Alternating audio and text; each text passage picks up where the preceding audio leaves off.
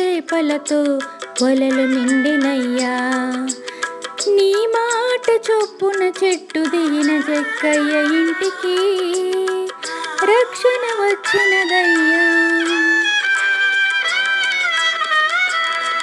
నీ మాట చొప్పున వలలు వేయగా విస్తారమైన చేపలతో వలలు నిండినయ్యా.